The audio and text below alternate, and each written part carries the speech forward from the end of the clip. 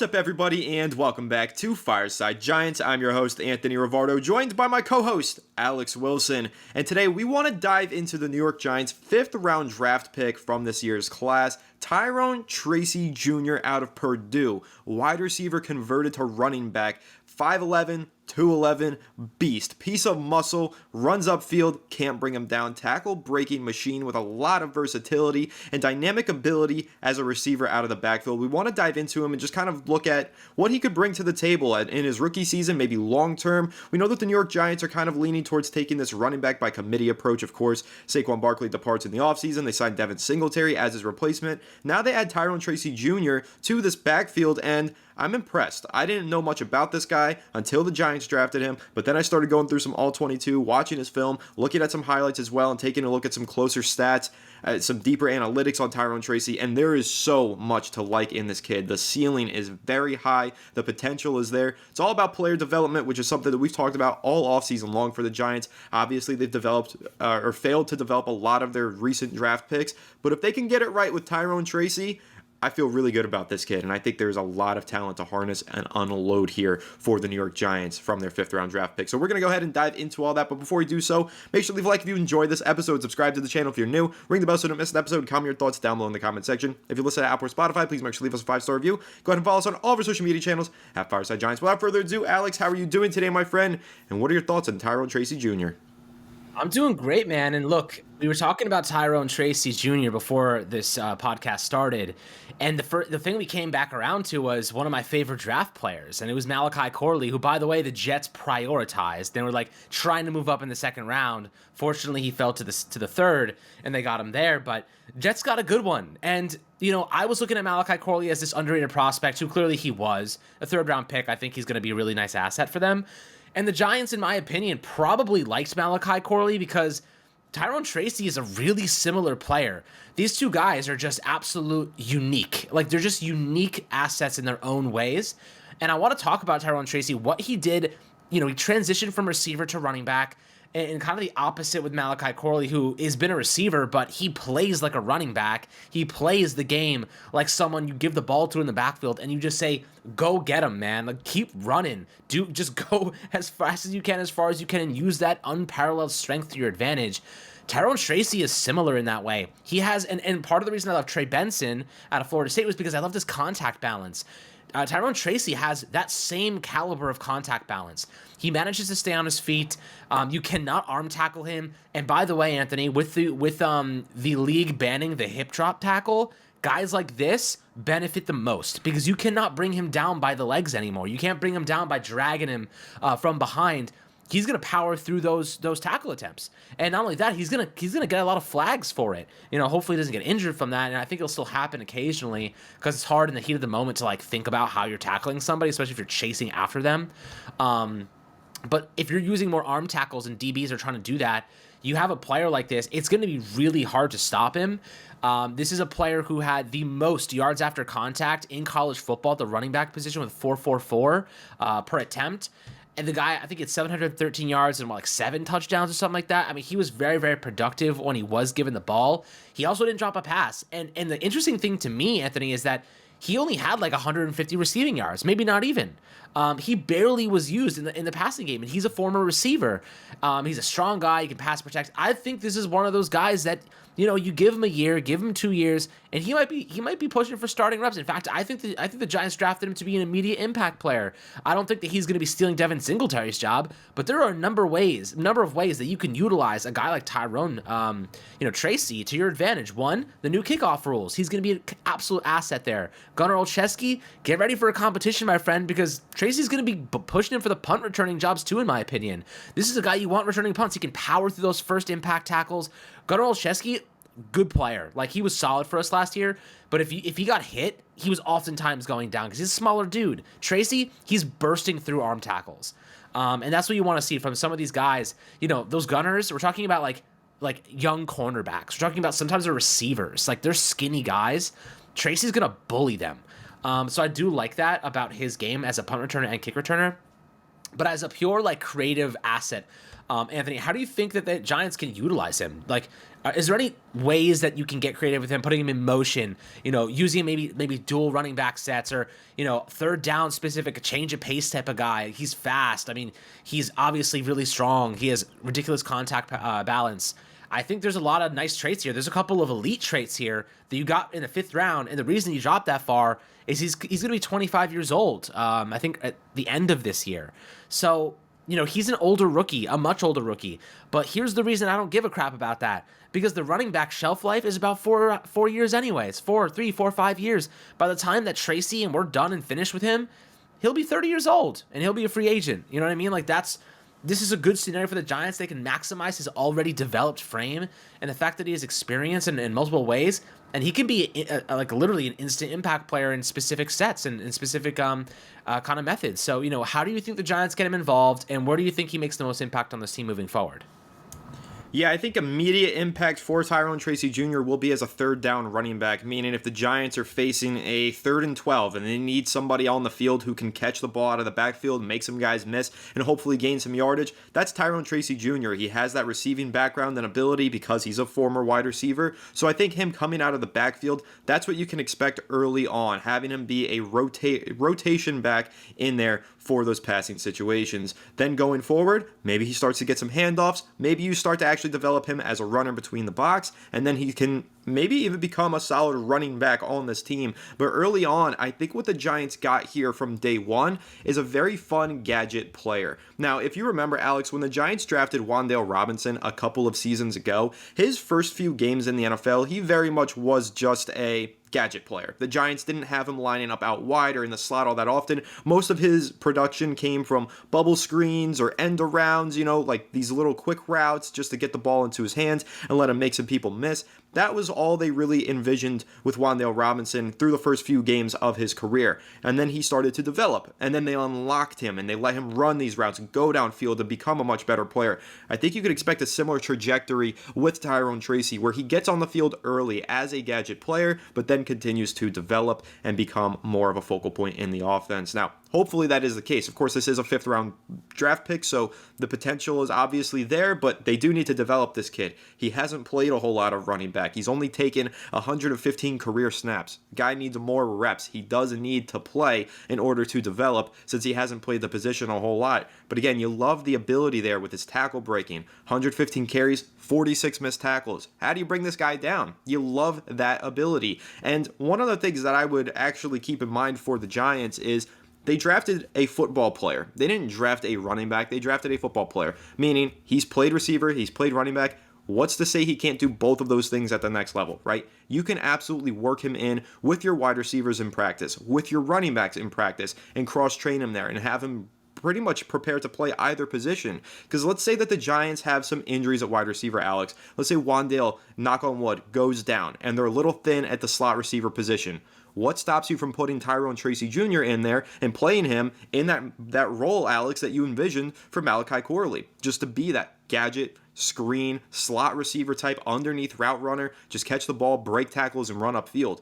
Kind of like what the Giants had envisioned initially for Kadarius Toney before everything went off the rails there. Tyrone Tracy Jr. has some of those abilities and could actually find success, I think, at the next level as a runner and receiver. Maybe play in the slot. If you line this guy up out wide and you throw him a screen and you get a couple blockers out in front of him, he'll make some people miss, he'll break some tackles, and he'll rush upfield. And again, that's not even accounting for the fact that he can line up in the backfield and take some zone rushes and run upfield and make plays. So I just like how dynamic and versatile this player is. The Giants can use this kid all over the place, and even you mentioned it, Alex, they could throw him on special teams. The new kickoff rules, you need tackle breakers back there. It's no longer smart players that are just going to make the right decision on the fair catch. It's guys who are going to get the ball, accelerate, break tackles, and hopefully create some big plays on special teams.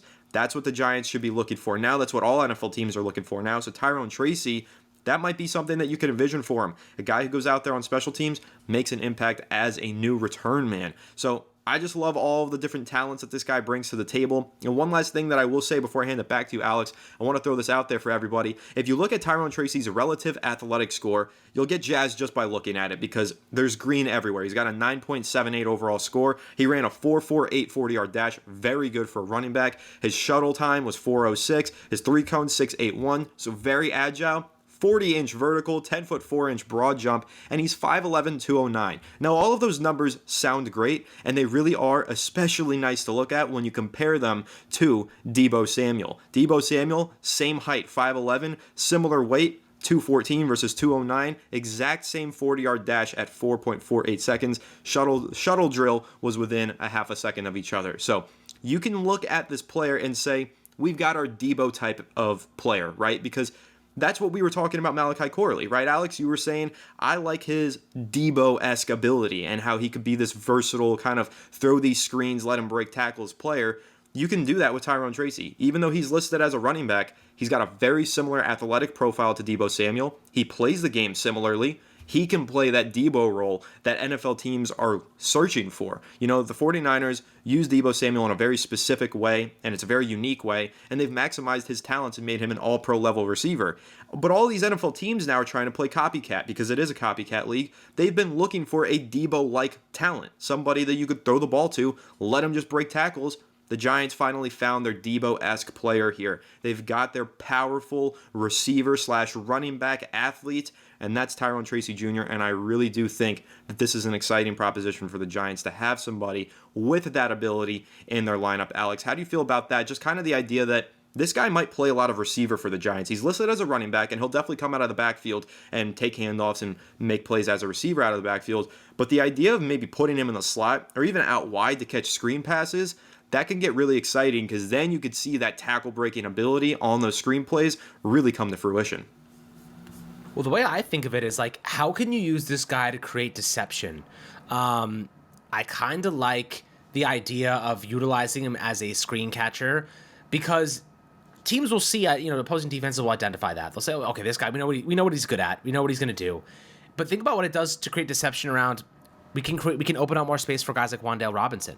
We can open up more space for guys like Malik Neighbors. You know what I mean? The entire team is going to benefit from a guy like Tracy, who has this unique skill set to get into space and make tacklers miss and pick up extra yards and utilize his frame and body control.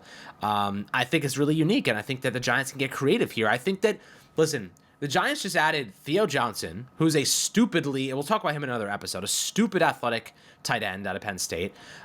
Tracy, who has tons of usage and qualities that we can expand on. And Malik Neighbors, one of the best playmakers that we've had since OBJ. You know what I mean? The best receiver we've had since OBJ, and he hasn't even stepped foot on a football field just yet.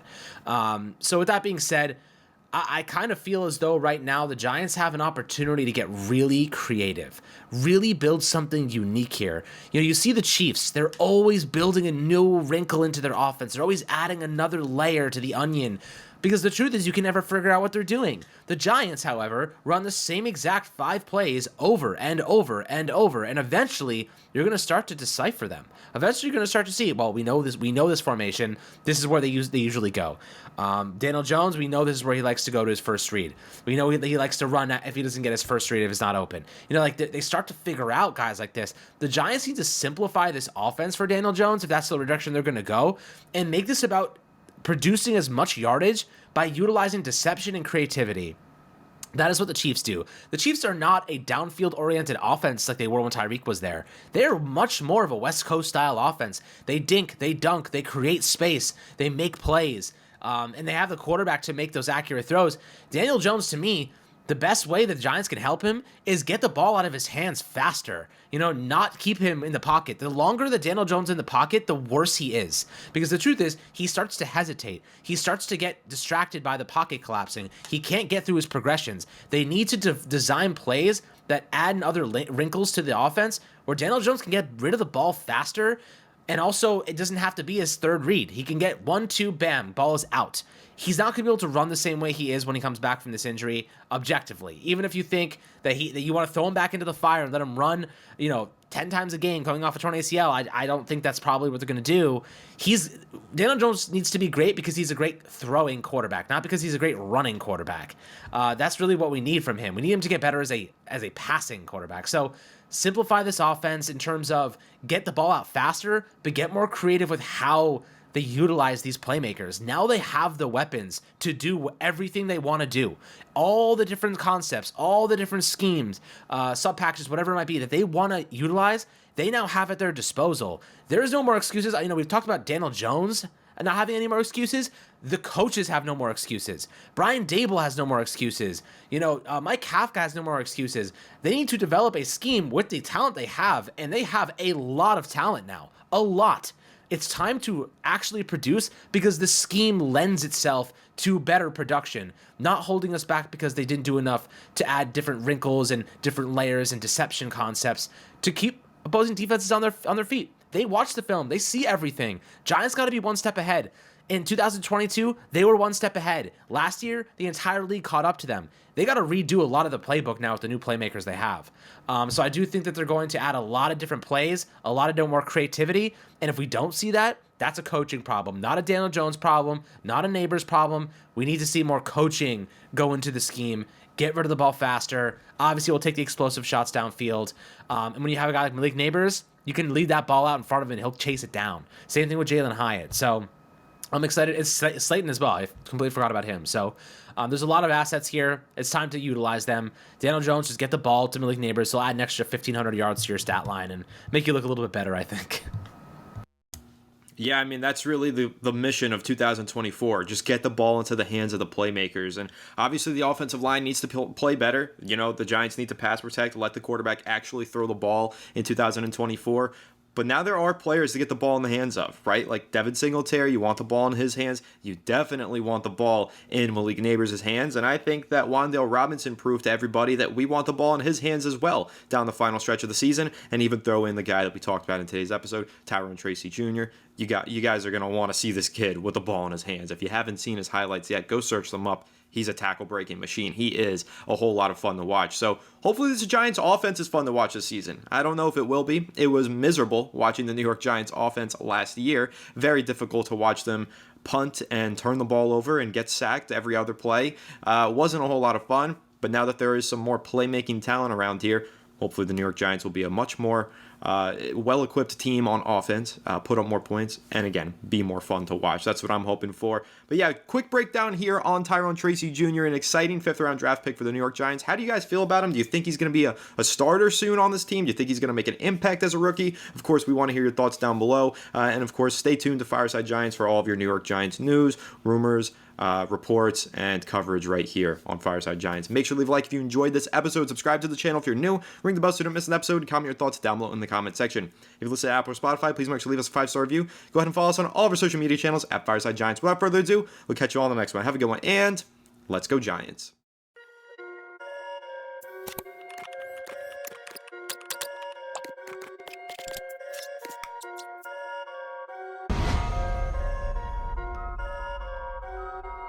Perfect.